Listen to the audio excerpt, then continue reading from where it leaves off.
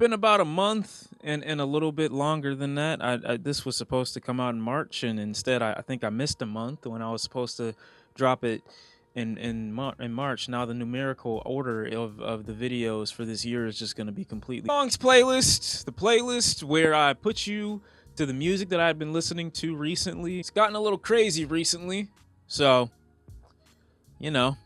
Talk about it. Let's talk about it. All right, new Eilish, little Billie, Vanessa, her album, when we go to sleep, where do we go? And I gotta tell you, after listening to it, the edgy teens is eating tonight. In all honesty, it does have some pretty good elements to it, some really nice intimate singing from time to time.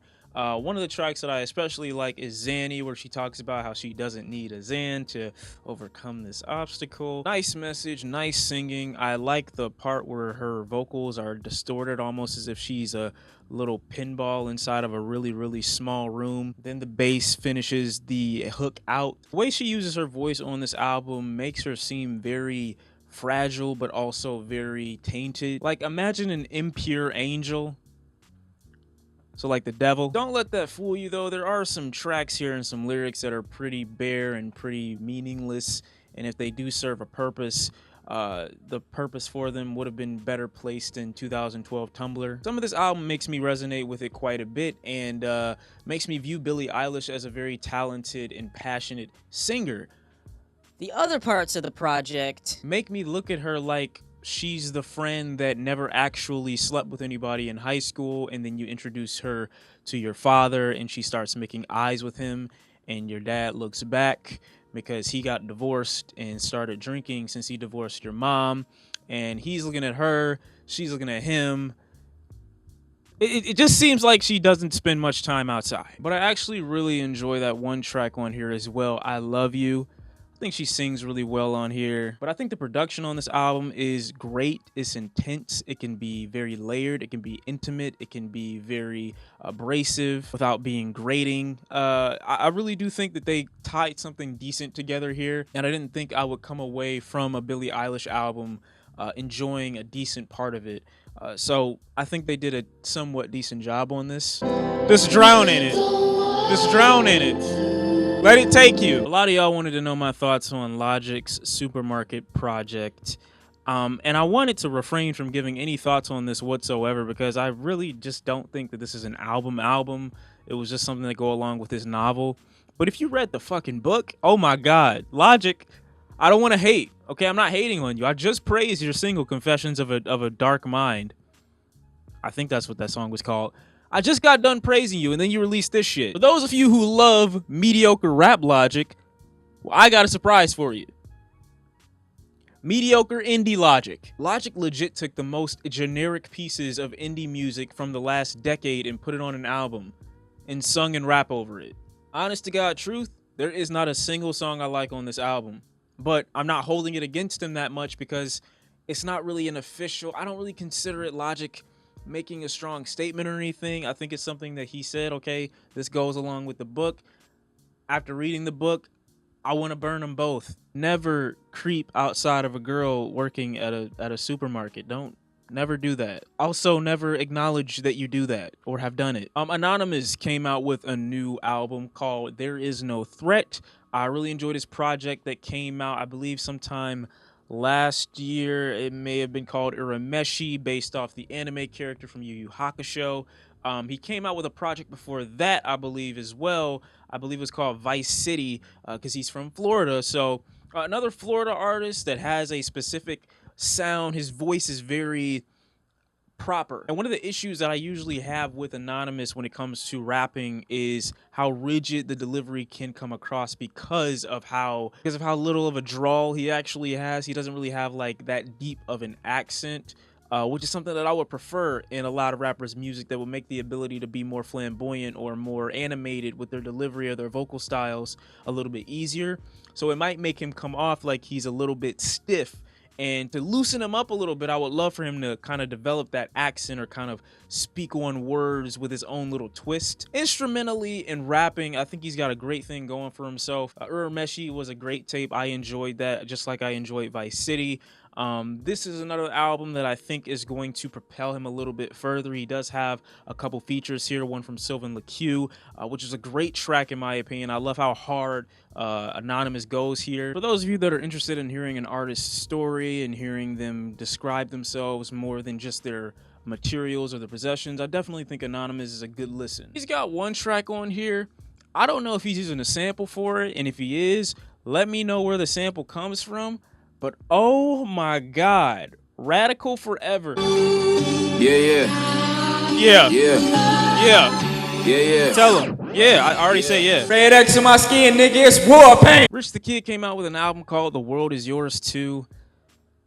Most of it was just pretty basic shit, not much different than what he was trying to do on his previous tape. I actually think he was trying to get a couple of tracks on here to sound just like Splashin', which was a hit single of his, but I definitely don't want to hear it 16 times. Oddly enough, the instrumentals on this album were pretty playful and pretty different for what I thought he was doing already, but as far as his delivery over some of these beats that are a little bit more playful, somewhat cartoony, and a little bit more against the grain for an artist of his caliber. I would love to see what an artist who is more vocally engaging could do with instrumentals and beats like these, and creating hooks that are a little bit more catchy than what I felt was delivered on this project. However, the one track that I did walk away with very satisfied with was the Big Sean and Offset feature on his track 2 Cups. I thought that thing was great. Big Sean came through with a great verse, and I thought Offset did his thing transitioning into Rich the Kid pretty easily, so not a bad single. But if you're asking me if I'd rather have the album or the single, Dave released his album Psychodrama. While I was indifferent to the album in its entirety, like as a whole, as a project, there were some singles on here that really showcased what Dave could deliver as far as a lyricist is concerned, and you easily just can either forget about his accent or completely fall in love with it by his delivery. I think he's very demanding. It makes a lot of these tracks consume you that much more because you're really interested and invested into the story that he's trying to tell you. I really enjoy the intro and outro track to this album a lot. One thing I think the album could, like I said, get over is the constant overusage of the piano. Maybe that could, you know, be a hindrance to him at some point in the future, because it definitely did feel like a good portion of this project did have a very samey aesthetic. The vibe didn't really change too often, and if it did, very minimally. But the best that this album has to offer is where Dave is explaining to you his struggle, where he's come from, and just how desperately he needs to overcome these things in his life. Koffee dropped a new EP, I hope I'm saying the name right, dropped a new EP titled Rapture, and I really enjoyed it. Not the entire thing, but tracks like Toast really just got me into my reggae bag. I don't really have a reggae bag. This is like the reggae version of Pharrell's Happy, just way more rhythmic, way more bumpy, way more bubbly. The spirit and the energy in this track, and Koffee filled with just being thankful and grateful for her position and being thankful to God and everything. It really is a great track when you get into the lyrics of it, but just the single itself, oh my God, it makes me so happy. It makes me smile. If you're not really into reggae, but you're trying to find something to listen to, I definitely recommend it. Very strong supporter of this track. I like how much range she's got, and I really love how powerful her voice is on this track. She matches the sunshine that this track oozes, and it feels just great hearing it. The piano intro and ending in the constant loop that you can play with that is Unemployed from Tierra is crazy. I love this single. She's playing around with her flow, very energetic. Lyrically, she's 100% witty, comical, and street and aggressive. The track implies that she's got nothing better to do than to take care of these fuck people that are walking around, saying that essentially she's doing their loved ones a favor by taking them out. And oh my God, the way she describes it is hilarious on this track. I just can't get enough. Track Venom from Little Simz. I wrote a review for this album. I didn't post it because I never recorded it, but if I had to give it a score, which I did on paper, I gave it an 8 out of 10. Really enjoyed this album, really enjoyed the record, definitely enjoyed Venom. It was one of my favorites, kind of like a 007 Little Simz take on being a secret agent, but letting the world know she's taken over as a female. She's got one line in here that says, "You don't want to admit that I'm the best because I got ovaries." I think this album is just way more clear cut, way more concise, gets way straight to the point. a lot faster than her previous project did. Although her previous project was more concept driven, this one is just more dominant and more fierce, a lot more aggressive and transparent than she's really ever been in her career. You know, I really appreciated her expressing herself in this way so confidently. Don't lack pussy and power. Venom. It's like this the whole song. Oh my god. I've been listening to a little bit of Khalid also to get prepared for his new album. I believe it's called Free Spirit, coming out this Friday.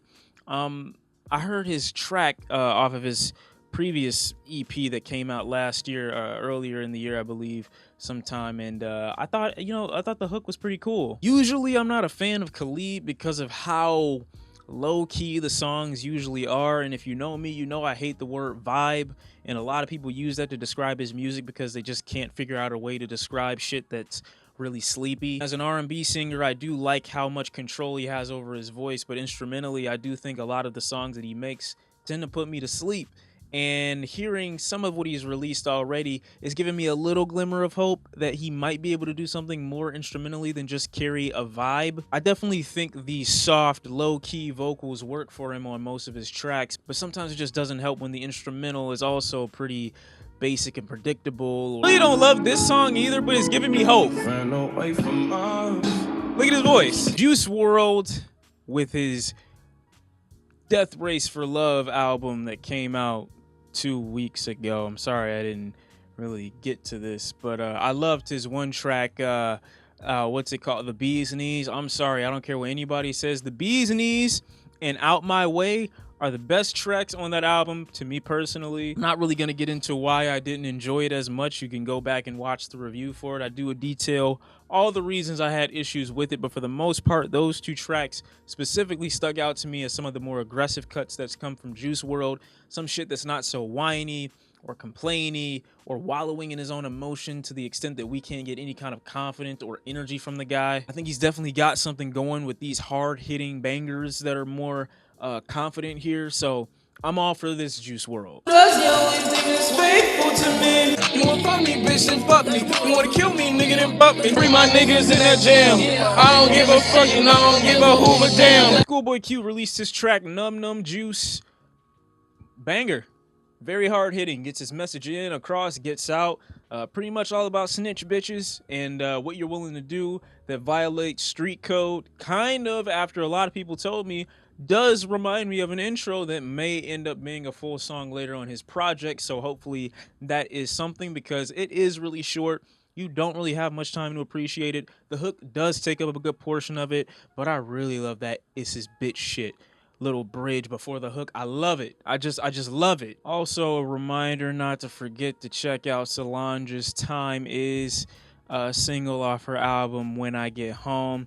Really great album. Really enjoyed the project. Fuck what everybody else talking about. In all seriousness, I really do enjoy how black this album is and just how soulful the approach is with this project. I really enjoy the themes of repetition, as she requires a mantra in order to get things done, and is making that emphasis clear to the people that are listening that you need to reinforce your ideas vocally and mentally for them to become a physical representation of what you've been thinking. In order for these things to manifest, they need to be repeated. Oh my God. The sound of this album alone. Last but not least is Pink Sweat. I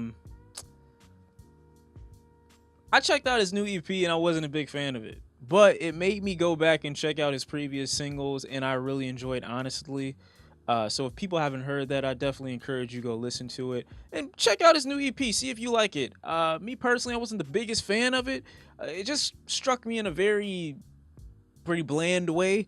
And that's not to say bland as in his voice isn't great, because I do really enjoy his voice. There aren't that many R&B and soul singers that I really enjoy like that, so he is one of the few. But the guitar, the acoustic guitar, is something that he's definitely in love with. It's almost in every song he's ever made. And that's about what I've got for the songs playlist. More coming this month probably. I got another one that I wanted to stack on top of this one, but I didn't want to make this video too long. But I do hope you guys enjoyed it. I hope you got some singles that you haven't heard of before, or some shit that you can listen to and really hold near and dear to your soul. Give me some shit too to listen to. This isn't just a one-way street. I want some of what you've been listening to, just like you want some of what I got. That sounds wrong. I'm gonna stop the video here because it's getting weird. I'll see y'all next time, and I'm out. Peace.